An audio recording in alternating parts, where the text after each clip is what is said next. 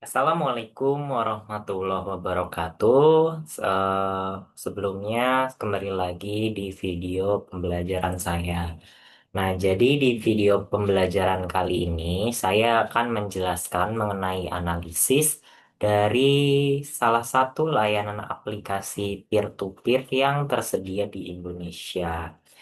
Nah, untuk peer-to-peer sendiri ini mungkin kalau bahasa umumnya orang-orang tuh kayak pinjaman online gitu, yang mana peer-to-peer ini tuh legal di Indonesia dan sudah disahkan oleh OJK itu sendiri. Pada kali ini saya akan melakukan analisis mengenai salah satu layanan peer-to-peer yang ada di Indonesia dan sudah terdaftar oleh OJK itu sendiri. Nah, sebelumnya mungkin nggak afdol kalau kita nggak ngebahas dulu mengenai sejarah dari peer-to-peer di Indonesia. Dan sebagai pemberitahuan untuk untuk layanan yang akan saya bahas adalah aplikasi bernama Amartafin. Nah, untuk Amartafin sendiri ini merupakan sebuah layanan aplikasi yang mungkin cukup umum lah bagi orang-orang ya. Saya akan menjelaskan mengenai fitur-fitur dan juga proses analisisnya. Nah, sebelumnya saya akan menjelaskan dulu mengenai sejarah dari peer-to-peer di Indonesia.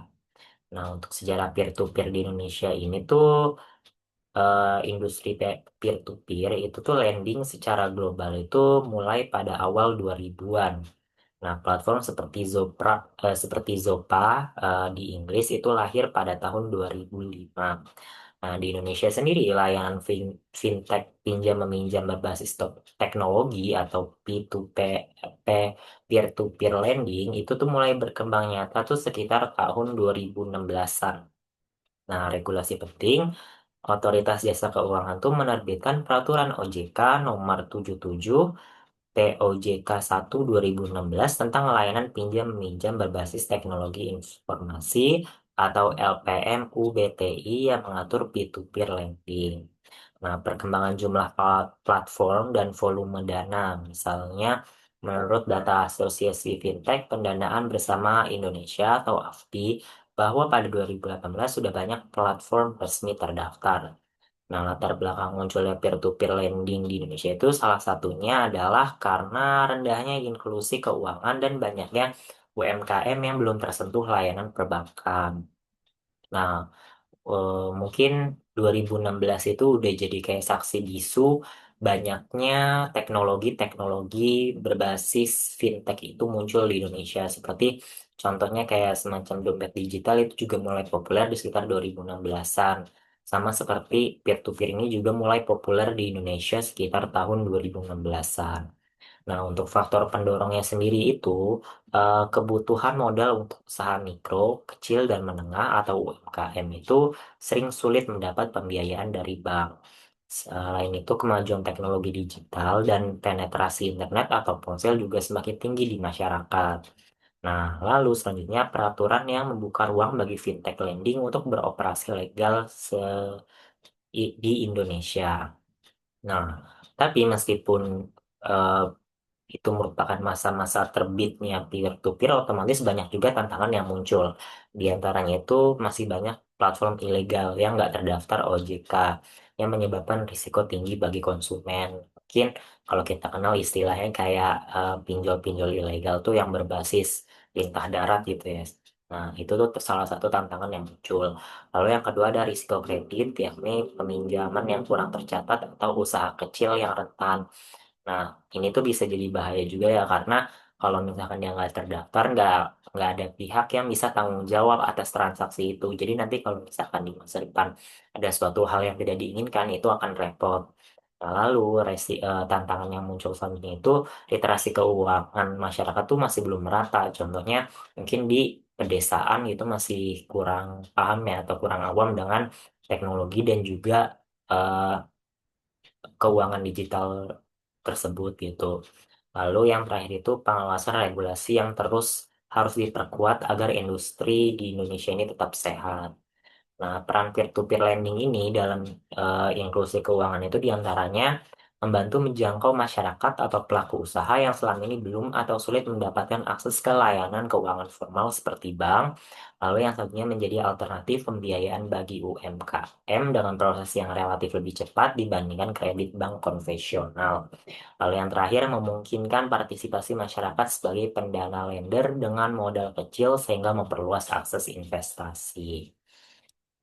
Nah, untuk apa ya peer to peer yang tadi saya sempat singgung di awal itu kan yang saya pilih adalah eh, Amer Amartafin. Nah, untuk Amartafin sendiri ini saya akan bahas mengenai sejarah singkatnya sebelum kita mulai demonstrasi penggunaannya. Nah, jadi Amarta ini didirikan oleh Andi Taufan Garuda pada April 2010 sebagai lembaga keuangan mikro atau microfinance di Desa Ciseng atau Bogor. Nah, awalnya tuh si Amarta ini tuh fokus ke pengusaha mikro, terutama perempuan di pedesaan yang sulit akses ke perbankan. Nah, sekitar tahun 2015 sampai 2016, Amarta ini tuh mulai bertransformasi jadi fintech peer-to-peer agar bisa memperbesar akses modal ke lebih banyak mitra. Nah, Marta ini dapat legalitas dan pengawasan dari OJK sebagai platform P2P lending. Nah, per Maret 2025 alias tahun ini tuh dilaporkan bahwa Amarta ini tuh telah menyalurkan modal sekitar 28 triliun ke lebih dari 2,8 juta UMKM di lebih dari 50.000 desa. Nah, untuk analisis platformnya sendiri nih sebelum kita mulai untuk demonstrasinya, eh, model bisnis dan juga prosesnya itu diantaranya peminjam atau borrower itu adalah pengusaha mikro di pedesaan, khususnya itu perempuan. Nah, yang membutuhkan modal usaha. Nah, lalu si pemberi dana atau investor atau lender ini tuh dapat mendanai peminjaman tersebut melalui platform digital Amarta. Nah, prosesnya itu mitra pengusaha di daerah itu didampingi. Ada yang namanya sistem tanggung renteng atau kelompok peminjam saling mendukung yang membantu pengembalian pinjaman. Nah, platform ini sendiri menyediakan teknologi, scoring risiko, dan pendampingan lapangan untuk mengurangi risiko kredit macet. Nah, kelebihan dari aplikasi ini sendiri itu fokus pada inklusi keuangan, yakni menyasar segmen yang kurang terlayani atau unbank, khususnya di pedesaan. Untuk legalitas dan regulasi itu terdaftar dan diawasi OJK, jadi meningkatin kepercayaan para investor nih. Nah, lalu untuk kelebihan selanjutnya ada data dan jangkauan yang luas. Jadi mereka ini telah menyalurkan dana yang sangat besar dengan jumlah mitra yang banyak. Jadi menunjukkan skala dan juga pengalaman. Lalu untuk pendampingannya sendiri, tidak hanya modal, tapi juga support untuk pengusaha mikro melalui kelompok-kelompok yang dapat memperkuat tingkat pengembalian. Nah, meskipun kelebihannya itu sangat banyak gitu ya, otomatis kan pasti ada juga tantangan dan juga risiko yang bisa aja muncul dari aplikasi itu. Dan untuk tantangan dan risikonya sendiri itu yang pertama ada risiko kredit atau NPL atau yang disebut non-performing loans. Nah, meskipun ada mitigasi, segmen mikro ini memiliki risiko lebih tinggi dibanding kredit konvensional. Lalu yang kedua ada ketergantungan pada sektor mikro atau UMKM yang bisa sangat dipengaruhi ekonomi lokal, kondisi cuaca, dan faktor eksternal. Lalu selanjutnya ada investor harus memahami bahwa pendanaan P2P itu umumnya tidak liquid, dana terkunci sampai tenor selesai. Platform mudah mencatat hal ini sebagai risiko platform sendiri. Jadi meskipun legal, tetap penting untuk memeriksa track record, transparansi biaya, pengelolaan dana investor. Nah, jadi udah dapat disimpulkan ya kalau platform ini tuh nyata di Indonesia dengan sejarah dan legalitas serta data yang bisa dianalisis. Dan dia juga punya dimensi sosial yang bisa menjadi angle menarik untuk video edukasi. Nah, terus proses bisnisnya ini cukup jelas, kayak seperti yang sudah dijelaskan tadi. eh, Mungkin saya persingkat lagi. Jadi pendanaan, lalu penyaluran ke mitra mikro, lalu ke pengembalian, dan yang terakhir investor. Nah, oke, tanpa berlama-lama mungkin kita akan langsung mulai demonstrasinya aja. Sebentar.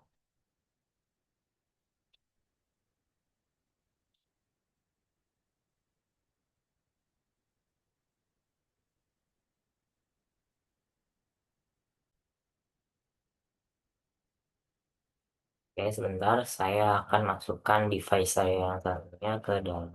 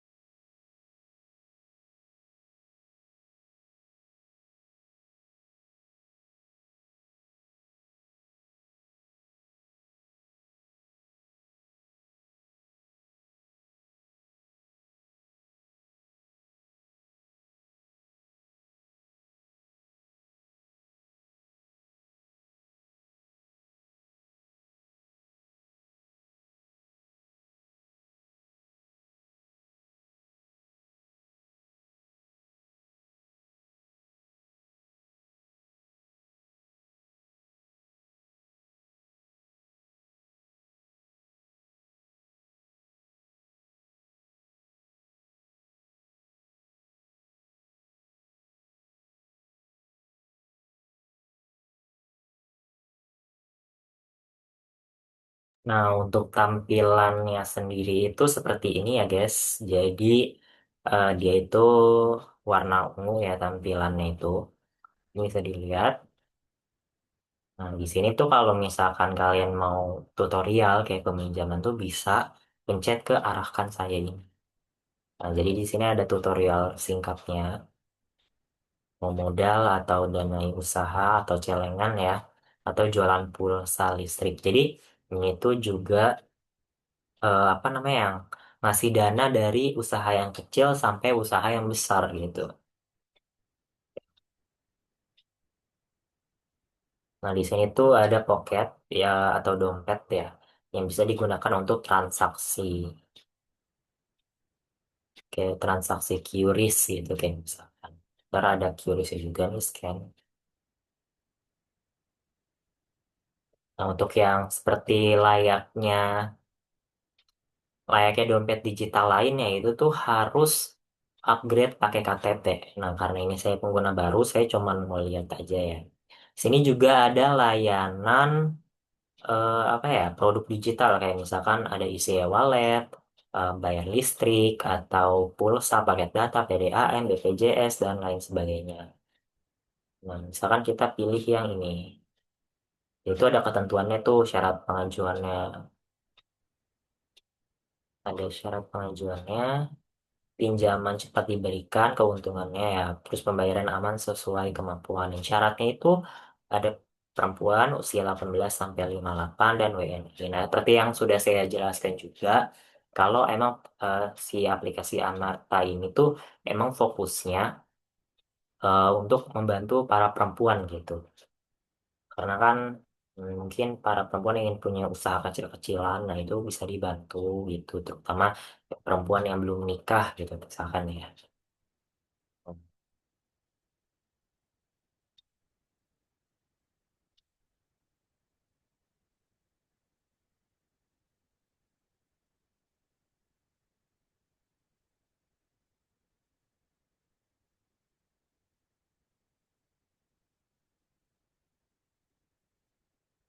Sini kalau misalkan kalian butuh bantuan,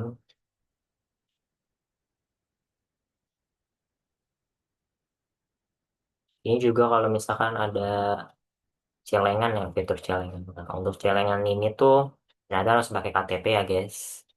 Mungkin nanti bisa dicoba lagi untuk jualan pulsa. Nah,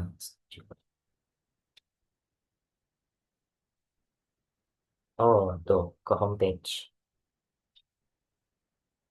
Oh, nah Martaling ini berarti bisa kirim uang. Oh, dan dia juga tersambung ke GoPay guys.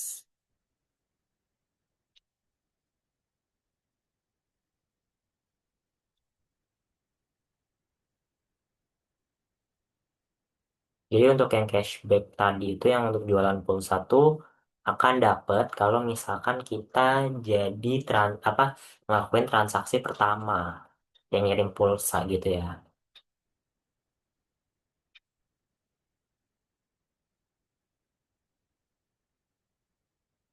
Nah, mungkin kalau yang untuk modal ini ya itu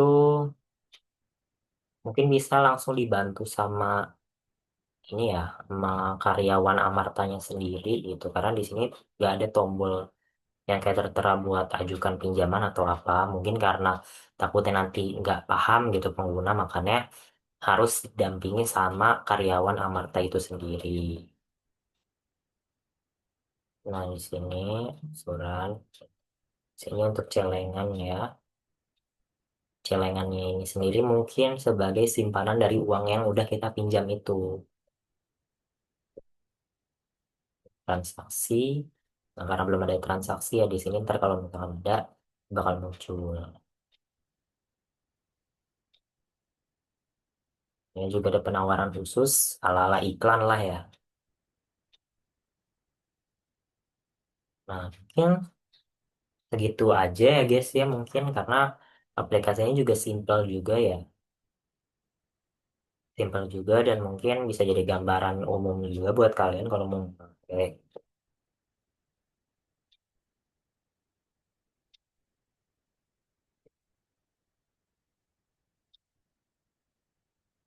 Oke, nah mungkin cukup segitu aja sih guys yang udah saya bisa sampaikan ya. Karena aplikasi si Amarta ini juga gak yang apa ya, yang banyak banget fitur dan fiturnya juga terbatas. Apalagi kan si Amarta ini tadi khususnya bagi perempuan juga ya, dikhususkan gitu bagi perempuan. Nah mungkin kalau kalian kayak pengen nyoba gitu bisa pakai nama ibu kalian bagi yang laki-laki ya atau gimana. Oke, dan cukup dulu sekian dari saya. Kurang lebihnya mohon maaf. Terima kasih. Wassalamualaikum warahmatullahi wabarakatuh dan sampai jumpa di video berikutnya.